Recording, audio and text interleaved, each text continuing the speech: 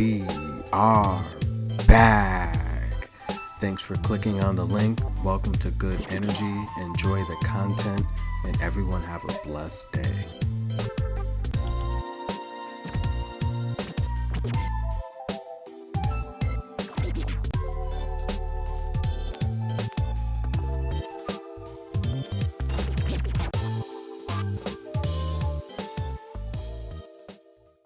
And we are back.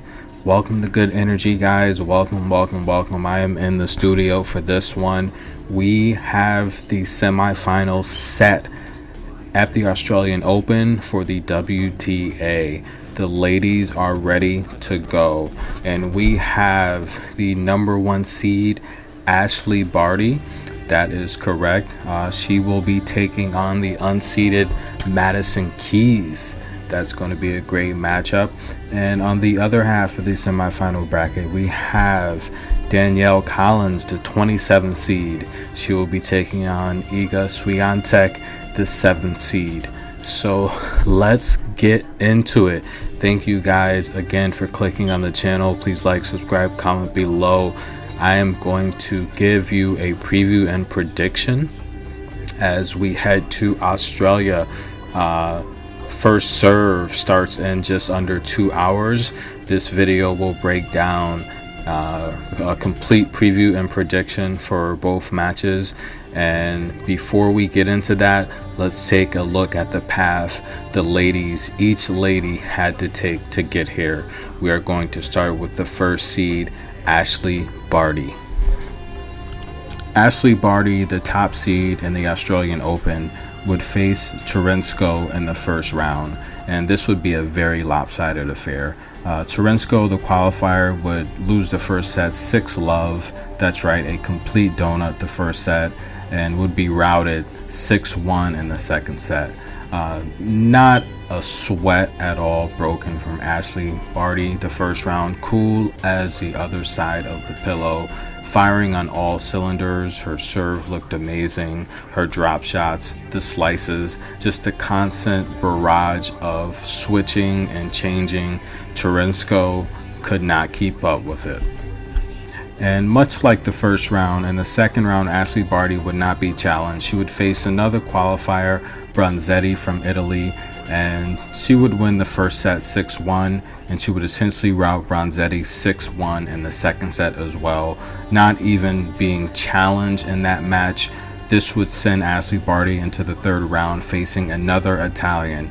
This was a matchup against Camilla Giorgi, which Barty owned an average win margin of 5.5 games against Camilla Giorgi in previous matches. Camilla Giorgi was a 30th seed, and this was a match that I gave on my Patreon, where Camilla Giorgi was being given 7.5 games, and I gave an expert prediction to take Camilla Giorgi on the spread.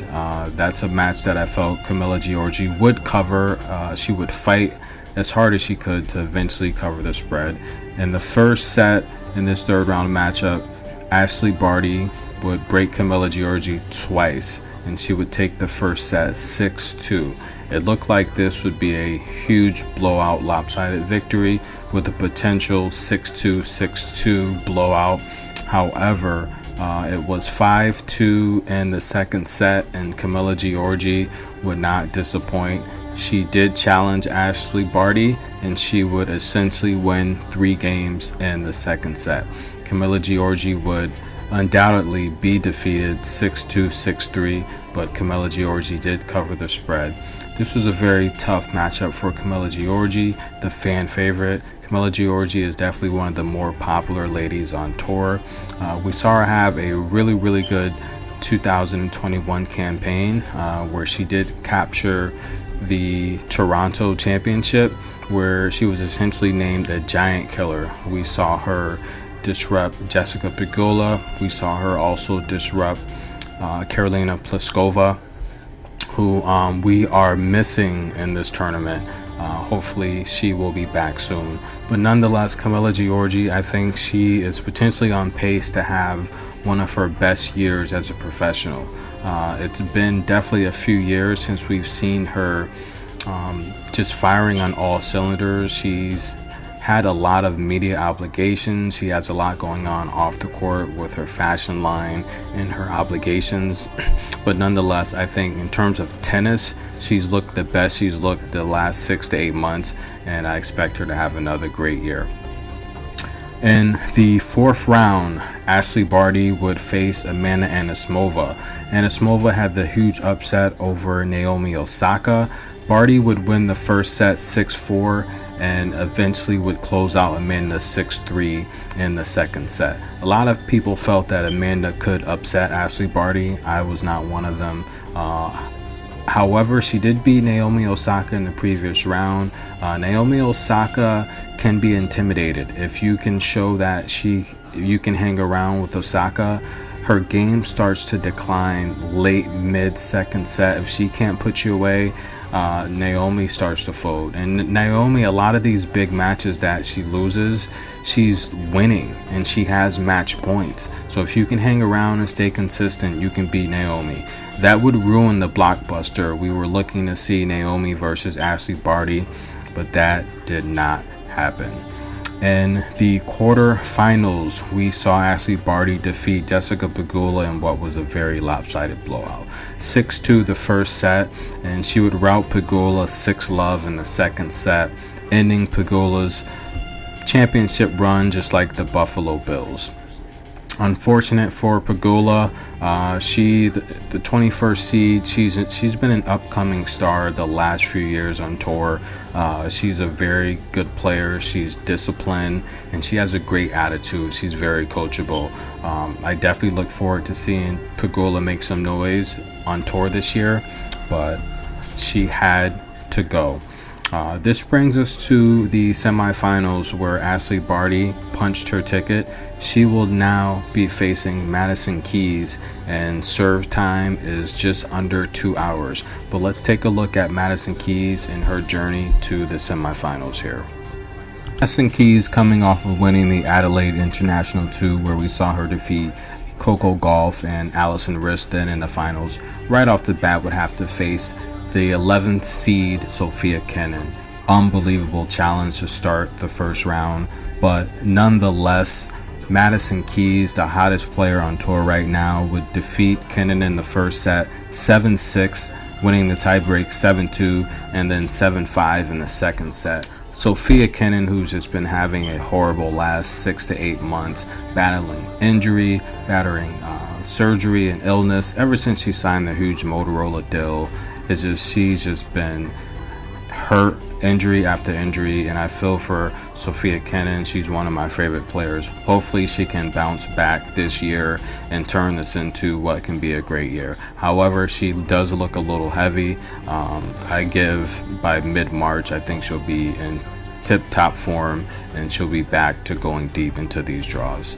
Madison Keys, her second round matchup would see her face Christian. The first set proved to be very easy for Madison. She broke Christian twice, winning the first set 6-2. The second set, Christian would give her all and essentially would fall short, losing the second set 7-5.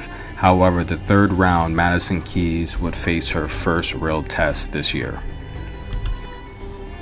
In the third round, Madison Keys would face Wang from China, and she would drop the first set 6-4.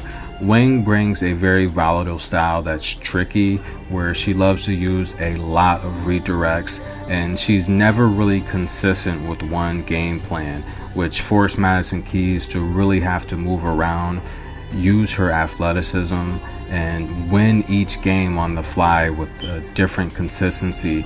Wang's the type of player where she loves the long rallies and she loves to mix it up towards the net play, which I say all the time, if you want to beat Madison Keys, you have to make her travel towards the net. You have to switch it up vertically and horizontally, and this is what Wang did.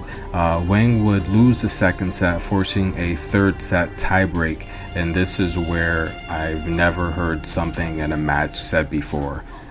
In the tiebreak, Madison Keys has 9 match points. It was 9-love in the tiebreak. Madison Keys completely brought the eye of the tiger out in the tiebreak. She would end up winning the third set 10-2 in the tiebreak, and that would bring Madison Keys on to a 4th round showdown with one of the WTA finalists of 2021, Paula Badosa Gilbert.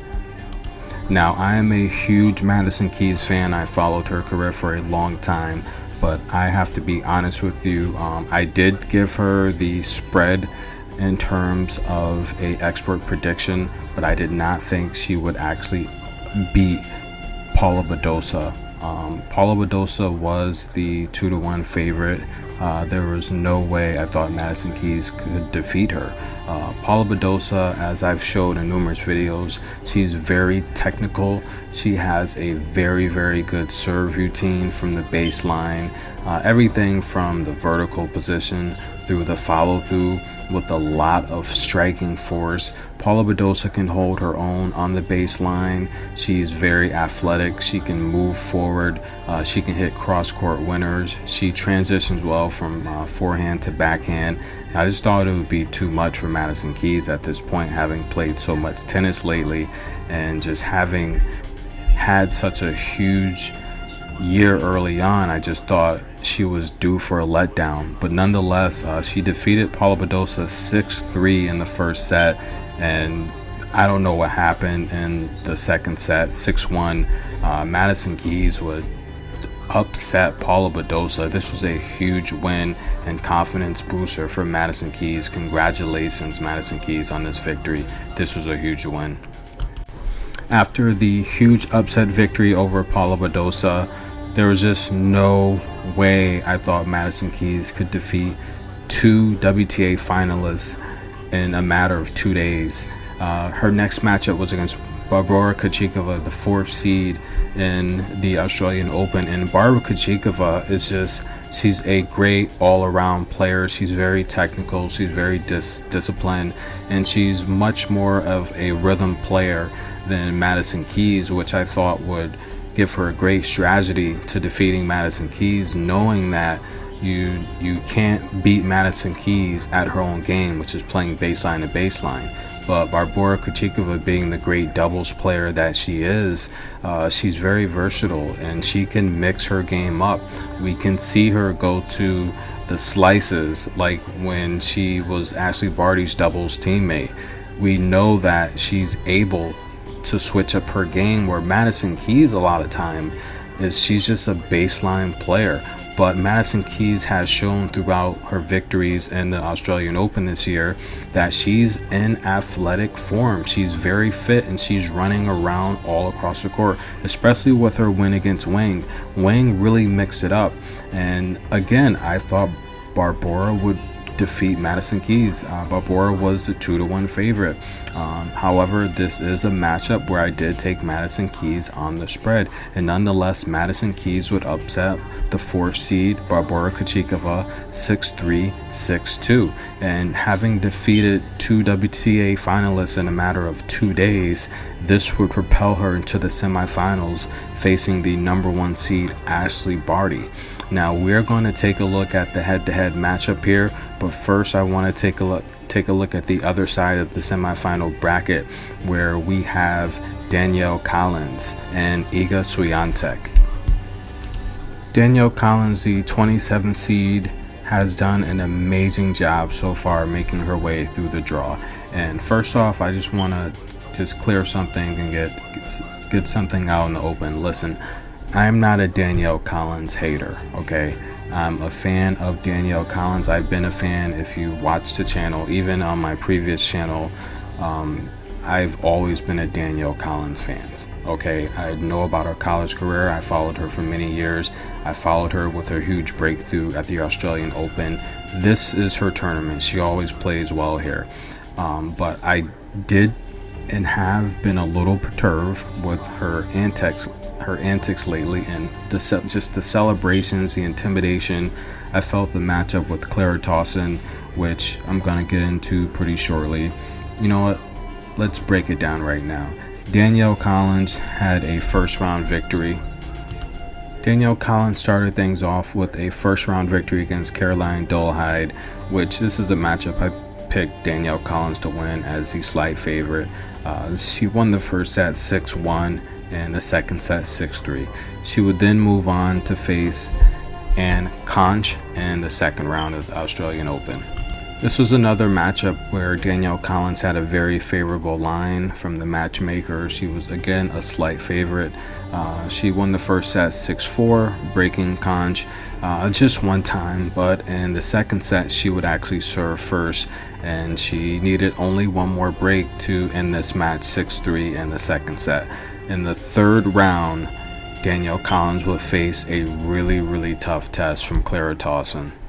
And in the third round, this is where I felt Danielle Collins started the Bush League antics.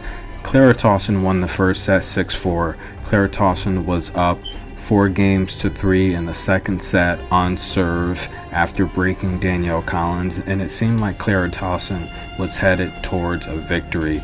However, Danielle Collins just continued to yell and scream after every point. It seemed as though she was trying to intimidate the quiet Clara Tauson. Tauson's not really a vocal player. She rarely uses facial expressions. However, she can get upset and show frustration when she's down or losing or forced into the third set.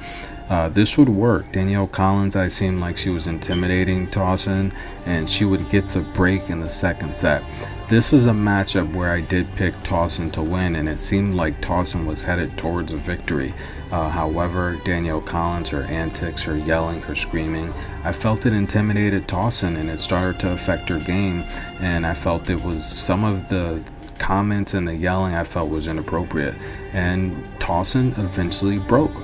And in the third set, Danielle Collins would finally get her break, and she would break Tauson, and she would win this match 7-5 in the third set. And Clara Tauson was so tired and exhausted, it literally took her forever to walk to the court just to shake hands with Danielle Collins. And Clara Tauson is a front runner. I've said this time and time again. If you force Clara Tauson into 3 sets, she will break down on you. And it was a very disappointing game for Clara Tauson, especially after beating Anett Kontaveit in such fashion that she did. For those of you that follow the channel, you probably remember I showed the power that Tauson was just firing heat-seeking missile bombs at Anett Kontaveit, and this here, Fat Joe made her lean back, or Clara Tauson did. The bombs that she was just sending to Anett Kontaveit, this just literally almost made Anett Kontaveit fall, and this was on a return serve. But nonetheless, Clara Tauson fell to a better game, Danielle Collins, and Danielle Collins would then move on to the next round. Danielle Collins' fourth round matchup was a blockbuster in itself. She was facing the 19th seed Elise Mertens, and this is a matchup where Danielle Collins was the favorite. She was the slight favorite over Elise Mertens, having beat her last year in the Chicago semifinals, where she beat a injury-prone Elise Mertens, where Elise Mertens had a bruised thigh injury, and she had to retire early in that match. I didn't think it was a victory where Danielle Collins had to feel confident about going into this matchup, but I did give Elise Mertens the benefit of the doubt being healthy. I felt this was a matchup that Elise Mertens should win, and I told my Patreons to take Elise Mertens on the first set plus a game and a half, and she won the first set outright. Elise Mertens came out guns blazing. She broke Danielle Collins early and won the first set 6-4. And then the antics started. In the second set, Danielle Collins again started to get angry, started to yell and scream, and I felt that intimidated Elise Mertens. Elise Mertens is a quiet type of player. She's one of my favorite players, and let's be honest, she's hot stuff. I would probably shoot my shot at her if I wasn't already taken. But nonetheless here, Elise Mertens, she was able to win the first set. She lost the second set 6-4, and she would eventually lose the third set 6-4. And she lost the match on a double fault, which is just the worst way to lose. She could have forced a tiebreak essentially, but she did lose the match on a tiebreak. Danielle Collins' 5th round matchup put her against the French woman Elise Cornet, the veteran. Elise Cornet, it literally took 63 Grand Slam tournaments for her to finally make it to the quarterfinals. It would have been an amazing story if she could have beat Danielle Collins, but that definitely was not going to happen. Danielle Collins was the 3-1 favorite in this matchup, and this is a matchup where you just knew Danielle Collins, her power would be too much for Elise Cornet, especially after a grueling match with Simona Halep. Danielle Collins won the first set 7-5, and the second set was just a blowout. I literally went to get some beverages, and the second set was literally over. When I went to get beverages, it was 3-love, and I came back, the match was over. It was 6-1. Danielle Collins won the second set, and this has led Danielle Collins to the semifinals, punching her spot there, waiting for the winner of Iga Swiatek versus Kai Kanepi.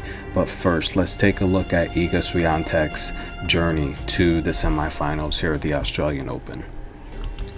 Iga Swiatek, the 7th seed, would start things off in the round of 128 with a straight sets victory over Harriet Dart from the Great Britain. She won the first set 6-3, and then the second set she served her up a donut, 6-love, not really being challenged by Dart. Dart's a pretty good qualifier, and I think in a couple years Dart might be able to make some noise on tour, but nonetheless this wasn't a challenge for Iga Swiatek. The second round matchup put Iga Swiatek versus Rebecca Peterson. Now, Rebecca Peterson is one of those players that I think is just a lot better than her ranking. Rebecca Peterson, she essentially can get out of the first round of these majors. She can go 2 to 3 rounds deep in a lot of these lower level 125k tournaments. And Rebecca Peterson, again, she's just a player that's tough, she's gritty, but this was not a matchup for Rebecca Peterson to advance. Iga won the first set 6-2, and the second set was much like the first, 6-2 as well. This showed me that Iga was in tip-top shape and definitely fit, because Rebecca Peterson, she's gritty, she's a tough player, and she does not give up. She has a lot of fight in her. So I think that was a win that was definitely well deserved for Iga, and it showed her form. The third round matchup was a tough one. Katarzyna is not only was she the 25th seed from Russia, but she is a very tricky player. She's short, she's compact, she's powerful, and she's strong. She is strong, but she's tricky. And if you aren't careful, her strength will fool you, and you'll find yourself hitting some long return balls off of her serve. But nonetheless, this is a matchup she also won in straight sets, 6-2, 6-3. The fourth round saw her face Sersu. Sersu is the giant killer. That's what she's been known for. And Sersu is a player that's much better than her ranking. The 38th ranked player in the world. She has a couple single titles under her belt. But she's done really well at the majors. She's made it to the round of 16 before at the Australian Open, and she's actually made a couple round of 32s before at the other majors as well. But Sersu, known as a giant killer, she's been on a tear lately, and this was a matchup that took 3 sets. Iga dropped the first set 7-5, and she would come back and win the second and third set 6-3, 6-3. But this was a challenge, and she had to fight for this win. Sersu had this match, but just ran out of gas. And if you force Sersu to go deep, you can beat her with her thin frame. She does run out of power, she runs out of energy, and she gasses. That's what she's been doing lately. Sersu, she just gasses. She's a front runner, but I think if she stays consistent in a couple years, she will be pretty relevant on tour. And then we had the matchup with Kai Kanepi. This was a showdown. This was a matchup I put on my Patreon, and I told people Kai Kanepi is being given 5 games on the spread. That is too many games with her power. Kai Kanepi is very strong. She's tall, she's awkward, she's lanky, and it really forces players to adjust their game to have to get through her. Look at Kai. Look how tall she is. Look at that forehand coming back at you. That is a lot of strength. Look how lean and toned she is for 36 years old. She's in unbelievable shape. Kai Kanepi would win the first set. She was given 2.5 games in the first set, which was way too many. Just look at Kai. I mean, she's literally almost taller than the image in back.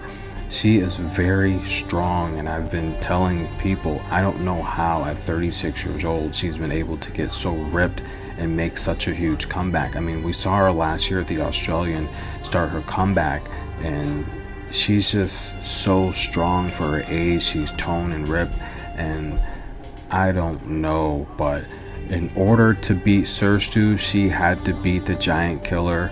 In order to beat Kai Kanepi, she had to knock another giant down, and that is Kai Kanepi just getting frustrated, racket on the ground. But oh my God, look how strong she is. Unbelievable.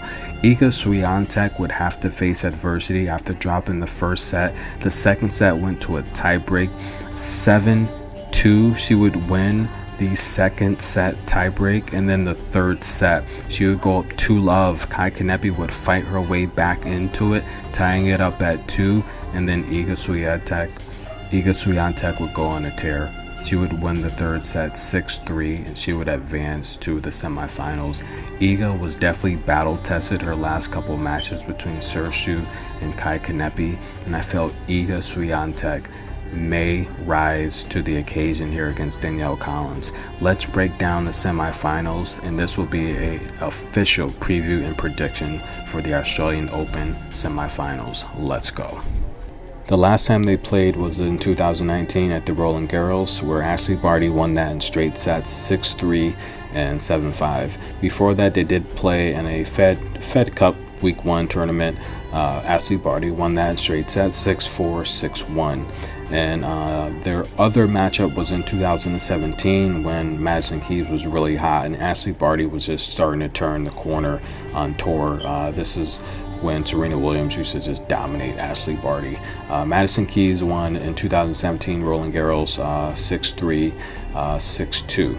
And nonetheless, this matchup here it's gonna be good. It's gonna be intriguing. Madison Keys, she is dominating the tour in statistics so far.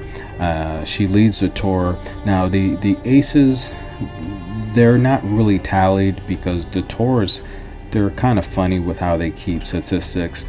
They have they have Madison Keys listed as 52 aces, but just watching the matches, Madison Keys hasn't really done much lately in the ace department, but I last tracked her having over 70 aces on tour this year. If Madison Keys is going to win this matchup, her aces is going to have to be on point. Nonetheless, she's, before the tally stopped at the Australian Open, she was averaging about 7 aces per match. If she's going to get past Ashley Barty, Madison Keys is going to have to generate 10 to 14 aces in this match if she wants to win this match. She has to win service games without having to run around the court and deal with Ashley Barty's rigorous pace of tennis. Ashley Barty is a tennis player. She's a chess player. She plays to win points. She plays to win games, and games eventually lead to matches won. But nonetheless, Madison Keys, she's winning 87.2% of her service games. That is an insane percentage. However, she's going to have to improve her return games won, which is only 33.8%. And I feel that's not enough because she's playing someone in Ashley Barty that has a 93% service game won. Where she can attack Ashley Barty is Ashley Barty's return games won is only 32.5%. So that's an area where if Madison Keys can she's well rested, unlike the Iga Swiatek, Danielle Collins semifinal.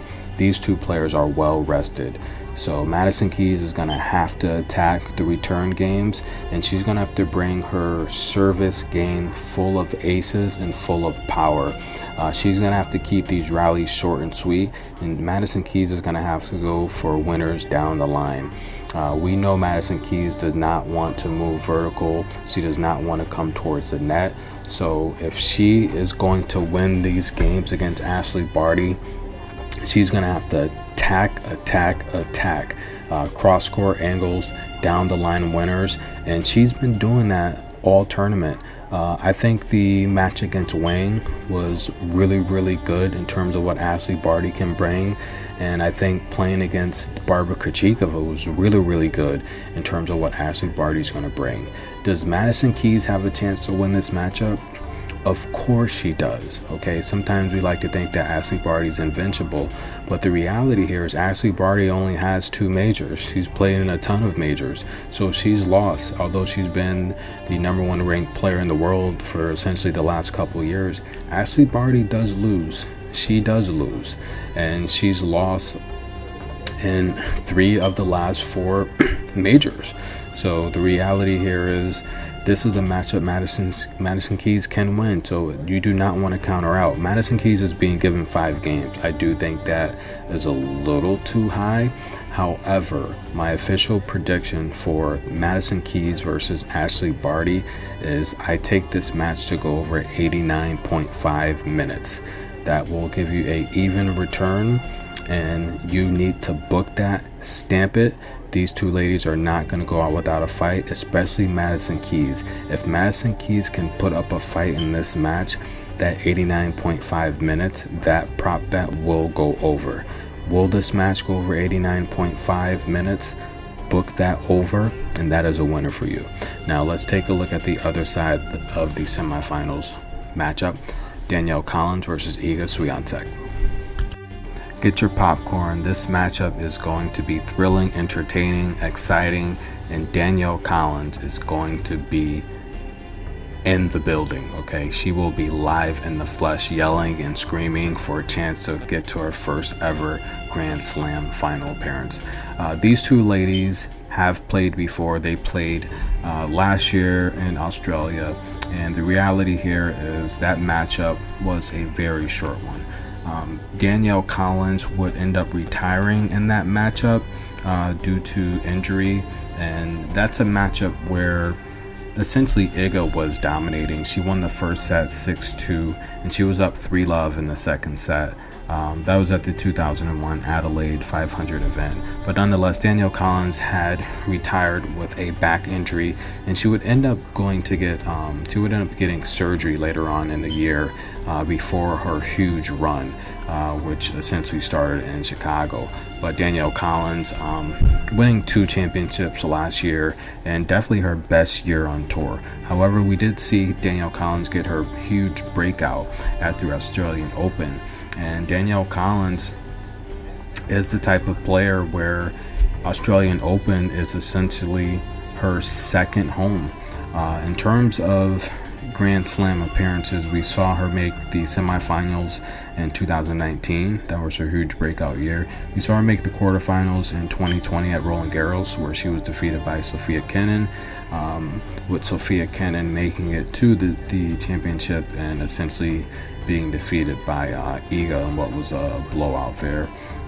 We saw Danielle Collins make the round of 32 at Wimbledon, and we've also saw her make the round of 32 last year at the US Open. So Danielle Collins is finally breaking out, and she's flirting with doing something big here. She's 28 years old, and her career essentially, I mean, you gotta like where she's headed.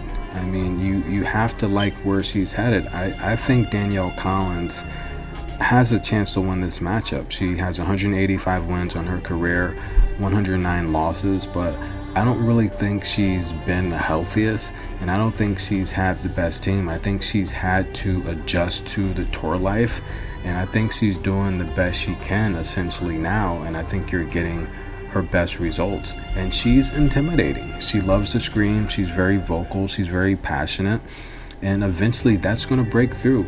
Whenever you're passionate about something in life and you're consistent, eventually that passion's going to show, and it's going to inspire people to help invest in you until you reach your way to being successful or where you want to be. And Danielle's passionate. You have to love her passion. There's only a few other players on tour that's more passionate than her. You know, the Sabalenkas of the world, the Sacharies, the Ostapenkos, and those are all great women that have great careers. Iga Swiatek, on the other hand, she has 3 singles titles on her short career, with one of them being a major, and we saw Iga win a couple championships last year. Iga's 149 wins, 49 losses, essentially 14-4 on the calendar year. That's what she averages, and Iga's the world's ranked number 4. Her highest is ranked number 4th in the world, which we saw her reach September last year. She's currently ranked 9th, but she's only 20, and she's only getting better. She's 5'9", she's from Poland, she plays right hand, and the thing with Iga in her game that I like, she's much like a Barbara Krejcikova. She has a nice serve and volley. Now, her serve is not the strongest. Danielle Collins is definitely going to have the serve edge in this matchup, but I love Iga. She's a chess player. She has a nice wide serve and volley, and if you're able to return it, now again, it's not the most powerful serve, but it's coming at you with such great angles where if you are able to return it, it's pretty much giving her a nice return shot at you where she can just set you up to play tennis and then eventually hit a cross-court angle winner. She's very tactical, she's very strategic, and she's the type of player where she wants to dominate the net. She is somewhat athletic. She can move around, but she's not the most athletic player. Danielle Collins in this matchup, she's going to have the power edge, and I feel if Danielle Collins can control the net with her power, that's going to make Iga very uncomfortable. This is a matchup here where all of the experts are picking Danielle Collins to win, and I don't agree with the experts in this matchup. I think Iga's a much better tennis player, and I think she makes less mistakes on the court. Although she's 8 years the junior of Danielle Collins, she's 8 years younger, I think Iga's the more smarter tennis player. However, Danielle Collins doesn't have a major under her belt. Danielle Collins is definitely more experienced though. Danielle Collins had to go through Auburn. She had to play some tough collegiate matches, while Iga was winning the French Open and juniors. We know Iga's had the more storybook career. However, I think Danielle Collins is battle tested, having to earn her way up through the ranks. This is a matchup where Danielle Collins wants to win. She's going to go out here, and I think she's going to give her all. And I'm not saying that the experts are wrong for picking her to win. It's just my prediction is going to be a little different today. Iga Swiatek's only 20 years old, but she's been consistent so far in the Grand Slam, showing you how great she is playing against the best in the world. She's made it to the Australian Open round of 16 twice, last year in 2021 and as well as 2020. She won the Roland Garros in 2020, that we know. She also made it to Wimbledon round of 16 last year. She also made it to the US Open round of 16 last year. Iga Swiatek is a big Iga has a huge racket, and she's shown consistently that she can hang and play with the best of the world. Danielle Collins is more battle tested on the lower level circuit, and I feel a lot of times those women are so hungry. That experience you can't overlook in itself. But Iga Swiatek, she's winning 78.9% of her service games, and her return games won is 37.8%. That's the highest in all of the semifinals here, higher than Ashley Barty, Madison Keys, and Danielle Collins. The thing with Iga is she wins 75% of her matches in 2 sets. We've seen her beat Sershu and Kai Kanepi in 3 sets, and the experts are considering that she's going to be tired going into this matchup. However, she's had 24 hours to rest, but that is something to be concerned with. Playing 2 3-set long grueling matches, she's not used to going 3 sets.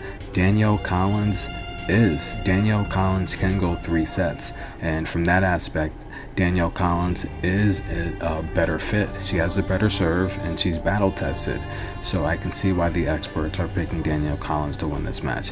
However, my official prediction for the semifinals match here between Danielle Collins and Iga Swiatek is going to be Iga Swiatek to win the first set. That's right, I have Iga Swiatek to win the first set. The money line is -139. That is my official prediction for the semifinals. Iga Swiatek to win the first set. And I have Ashley Barty and Madison Keys, the total match to go over 89.5 minutes. This has been good energy, guys. Please comment below. Let me know who you think's going to win the entire tournament. Is Ashley Barty going to win the whole thing? You have to think if she gets past Madison Keys, she has a really good chance to do so. If Iga gets past Danielle Collins, Iga and Ashley Barty, I think Iga, in terms of a tennis perspective, definitely has the ability to frustrate Ashley Barty. Danielle Collins, if she gets past Iga, then I think Danielle Collins might be blown out of the water. I just think Ashley Barty has too much variety for Danielle Collins right now. But I think Iga, being the chess player she is, where she's thinking 10 to 20 calculated moves ahead of you, and during some of these rallies, Iga has some pretty long rallies, whereas Danielle Collins, she doesn't want the long rallies. She wants to hit powerful winners. That's what Danielle Collins want to do. And when she's playing someone like Ashley Barty, if it's not going her way, I can see her getting really frustrated. However, Ashley Barty is going to have to get past Madison Keys first. Madison Keys has a lot of power herself that could frustrate Barty. So two great matches coming up. I've given my predictions, guys. Let me know what you think. This is good energy. I can talk all night about this. Thank you, guys. But I have to watch the matches, and they're about to start. Thank you, guys. Again, comment below. Enjoy the matches.